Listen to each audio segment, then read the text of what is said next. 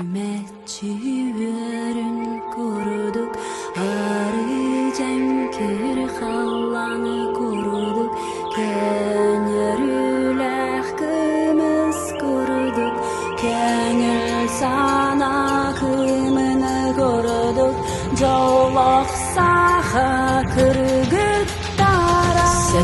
Setten imanı bilir artelaks. Утали, агсуна салбах бахур алгыста харатыгы батыгын, расана бын алохтун, агасана бын толорун, күнне жылга сөптү бехен алохтун аңастун.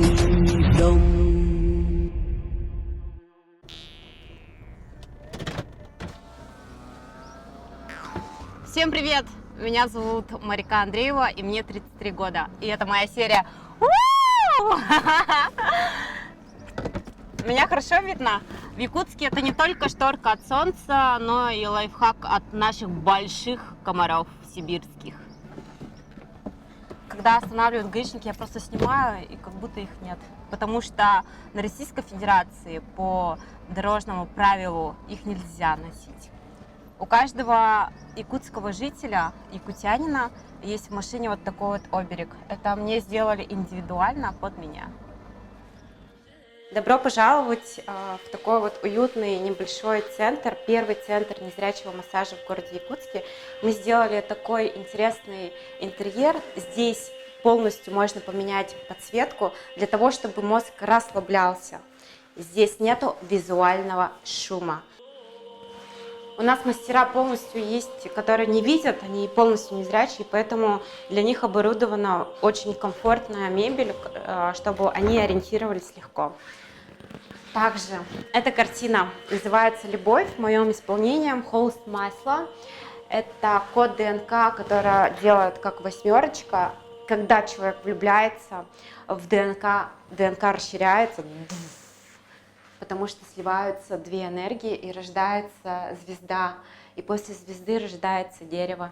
И у нас еще есть вот такие QR-коды, которые клиент по желанию может оставить чаевые сразу переходом на личный кошелек.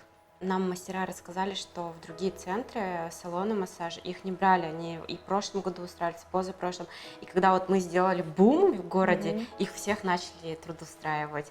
И мы диктуем тренды, и меня это вообще очень радует, что наконец-то в них поверили, и они посмотрели на людей с ограниченными возможностями вообще с другой стороны. Во-первых, мне нравится миссия салона, то есть восстановление, оздоровление, укрепление здоровья людей.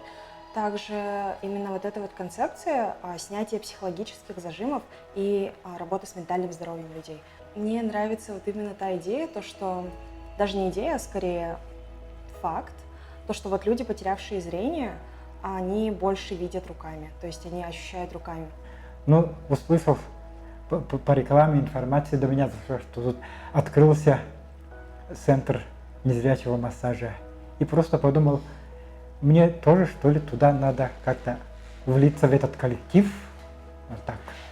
Я работаю уже здесь, как говорится, скоро будет год, почти с начала основания, ну, немного погодя. Ну, я занимаюсь массажем уже больше 10 лет.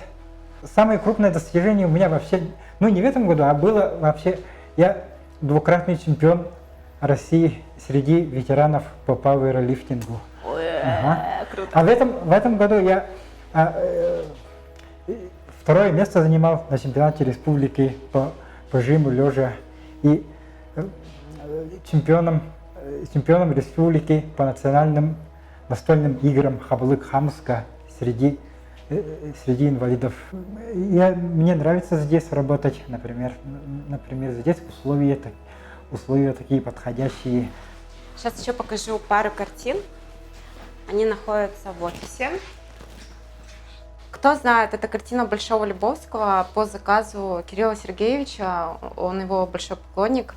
Вот, а также был когда-то. Ну, образа. Любишь же его.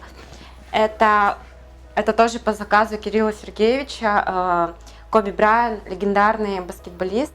Вот, это офис наш, и сейчас мы познакомимся с основателем Салгын, потому что я просто вдохновитель такая, тра-ля-ля-ля-ля, все рассказываю, мой муж вдохновляется и все это систематизирует уже в систему, в жесткий бизнес. Меня зовут Андреев Кирилл, я муж Марики, являюсь предпринимателем с 2015 года. Наши обязанности с Марикой не пересекаются. Она по большому счету занимается идеологией, пиаром, а я занимаюсь более приземленными вещами, такими как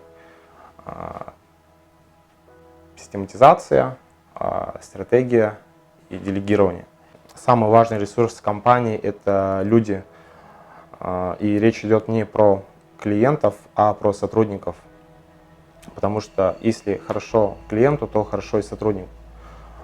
В обратную сторону этот тезис может не работать. Мы предоставляем трудовые места инвалидам, улучшаем качество их жизни. У нас в стране в целом очень много инвалидов, незрячих, и большинство из них живет на обеспечении государства. Мы же хотим, чтобы они жили полной и счастливой жизнью. Добро пожаловать в мир живописи и искусства Якутии.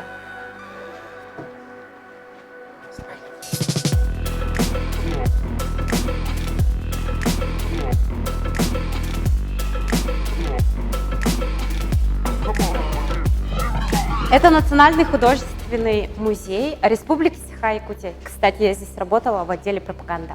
Легендарный художник Якутии Степанов Тимофей Андреевич. Мир Олонхо с мировым деревом.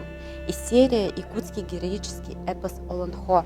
Здесь изображены 3 мира. Нижний мир, где расположены аббалы, то есть это демоны, темные силы. Второй уровень – это вот где расположено мировое дерево, дерево жизни. Это средний мир, где мы сами, люди, живем. Ну и третий мир – это мир архангелов, ангелов, божеств и Бога, Творца нашей Вселенной. И вторая картина «Средний мир» Исех – это большая картина, где изображено очень огромное количество людей. И так мы празднуем наш Новый год по-якутски. Ну, то есть такой же праздник, он остался по сей день. Это одна из самых древних культур и праздников. Мы чтим наши традиции, нашу культуру. Примерно вот эту картину мы увидим в следующих сериях. Так что смотрите, и все, что вы видите в картине, вы увидите вживую. Мы выехали из музея буквально 20 минут и попали вот в такую красоту. Это пригород, 20 минут езды от города. И сейчас я вас познакомлю с своим достоянием. Мой гениальный мозг, он генерирует безумные идеи. И одна из идей, кроме Салгын, это проект «Я вижу сердцем», где слепые, незрячие люди нарисовали картины массов. И сейчас я вам покажу. Всего было 5 участников, и Валерий Корнилов, один из участников, написал моими руками представление о внутреннем своем мире. Это биография, его автопортрет. Илья Смертин, он родился уже слепым, и его картина «Природа». Когда он мне говорил: «Марика, нарисуй реку», я говорила: «Как твоя река выглядит?» И он мне объяснял. Мичил Моисеев стал незрячим уже в детстве, использовал краски, как он чувствует. И когда я спрашиваю, почему Луна и Солнце вместе, он говорит: это мы не видим, что они бывают вместе, но в пространстве-то они вместе. И я такая: вау. Схая Данилова, закат, у нее остаточное зрение осталось, и вот когда она видит свет именно таким. Ну и самый пожилой наш участник Иннокентий Павлович, он потерял зрение из-за болезни в 5 лет, ему сейчас 60, практически 70 лет, и он, будучи незрячим, построил своими руками дом, проходил пешком 100 километров. И сейчас мы нарисовали его воспоминания о детстве, как он это видит. Проект «Я вижу сердцем» нет аналогов во всем мире. Это первые картины, где отразилось мир незрячих. Это параллельный мир, который существует здесь, с нами. Это 280 миллионов людей на всей планете, по всему миру, которые живут среди нас. Но мир же устроен для зрячих, мир устроен для здоровых. И мы должны понимать, что среди нас и есть незрячие люди. И заглядывать в мир незрячих – это большое, прекрасное удовольствие, что я и делаю. И благодаря этому проекту родился проект «Первый центр незрячего массажа Салгын». Поэтому я очень благодарна. Сейчас я вам покажу, где раньше примерно 120-150 лет якуты жили в таких домах, по несколько семей. Этот дом называется Балаган. И этот Балаган, традиционный якутский дом, построен по всем канонам. Добро пожаловать! Вот такой вот дом. Раньше в этом доме могли находиться от 5 до 8 семей, и они жили дружно. А вот эти окна раньше были из больших льдин зимой. Но сейчас, конечно, стеклопакет, все адаптируется под современность. Представьте, вот такой вот сантиметров 30 лед служил зимой вместо окна. А вместо деревянных полов была просто земля. Все якутяночки сборе, то есть не все, не хватает Паулины, Миргуяны и Алины. Алина еще не приехала, но я очень рада, что вы собрались посвятить этот день живописи. На мне очень классные, потрясающие очки якутские от солнца, но я их сниму, чтобы видеть вас, чтобы вы увидели меня. Хочу, чтобы вы взяли по оладушке. Мы сегодня будем кормить огонь, дух огня. И попросим его, чтобы он заполнил эту атмосферу.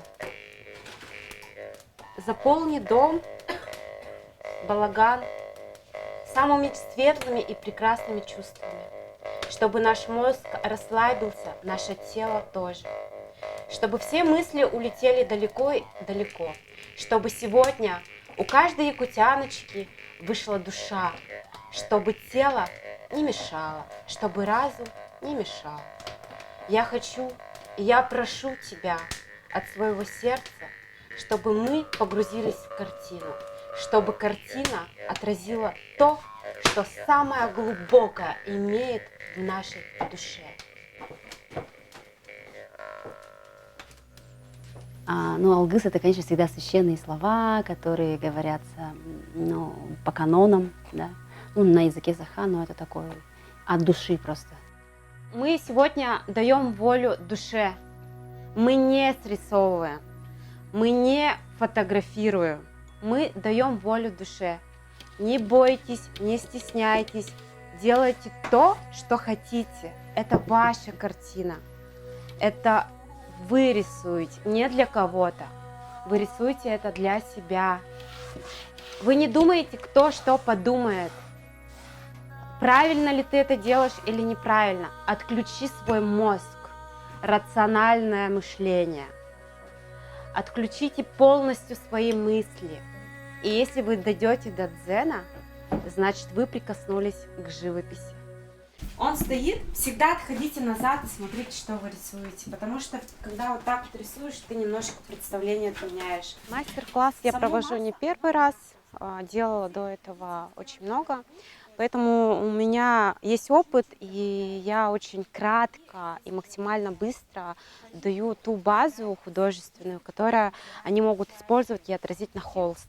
Надеюсь, что у девочек получится, но если они это захотят. Я вообще круто объясняю, поэтому думаю, что у всех будет супер круто. Рассказывайте, как вам мастер-класс от Майки. Все, я уже в процессе. Не могу давать никаких комментариев.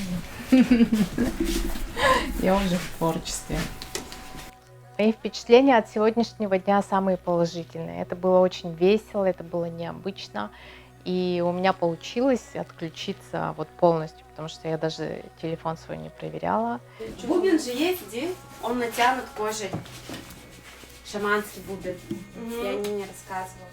Раньше картину художники натягивали также кожей. Угу. И писали. И раньше художники являлись, вообще в древние, являлись шаманами, они предсказывали будущее через писанину, через рисунки.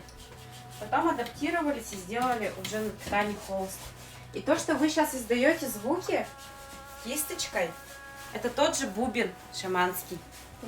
Вы вселяете свой дух. С белого... Нет, прям с самого начала. И потихоньку. Во. Это не так получается, Да. что ли? Офигеть, да? И, короче, вот прям большими мазками так иди, мазками рисуй. Объем делай. Как раз таки Марика через свой мастер-класс хотела показать свое отношение к окружающим. Она хотела показать то, как много она может давать нам. Не только якутяночкам, но в принципе, когда она общается с людьми. И мне кажется, именно вот с этим посылом она организовала этот мастер-класс и поделилась своим опытом и дала возможность нашим героиням проявить себя творчески и поэкспериментировать с краской. Вообще. Фига ты углубляешь цвета. Вот у меня как у детский рисунок. Мне очень нравится техника. У тебя вообще техника классная. Это лес в пожаре, да? Я увидел. Каждый видит свое. У меня отобрали телефон, и надо было что-то рисовать. И я акцентировалась на цветах, посмотрела, какие тона есть. И просто начала прям по ощущениям рисовать. Ну, я думала, это нереально, но оказывается получилось, поэтому мы видим здесь непонятный хаос. Это интуитивная живопись. И я хочу сообщить радостную новость. Мы же друг друга очень сильно любим. И отдаем друг другу много, где? Меняемся местами. Меняемся местами, идем по чувству. Ты встаешь вместо Ксюши. Оставляем все как есть. Ксюша, идем дальше. Ксюша, оставляешь палитру? Даже инструменты? Да, все оставим. Переходим только сами. Только сами, только сами. Указала, каким цветом пользоваться. Как будто я не пойму. Дарина, я тебе доверяю, детка. Все. Классно. Я не думала, что мы поменяемся, вообще не ожидала. И тут я дарю свою частичку себя, а потом говорят, вот Нелли сейчас будет рисовать твою картину. Я такая, да. Вот мы живем, да, и каждая девушка, якутяночка, да вообще каждый человек имеет свою энергию, свое биополе, которое имеет, ну это как картина. Я рисую свою композицию, определяю центр, выбираю цвета и делаю все, как моя душа хочет, как я хочу. Но здесь приходит соседская девушка и начинает диктовать свои правила, начинает выбирать свой цвет и начинает своей рукой что-то вносить в картину, той, которая была ее картина. И здесь такой тонкий момент, что в жизни, по идее, так и есть.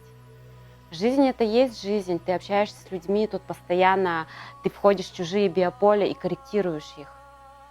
И надо ко всему этому относиться. Просто мы жизнь упаковали в маленькую такую картинку с цветами, красками, где просто все это можно видеть, транслировать. Я сократила свою фамилию. И потом вот эти перила, они, получается, сломались, и она попала в воду. Работаю в окружной администрации города Якутска. Получается, 1 час всего лишь подготовка, и мы сегодня уже выступаем.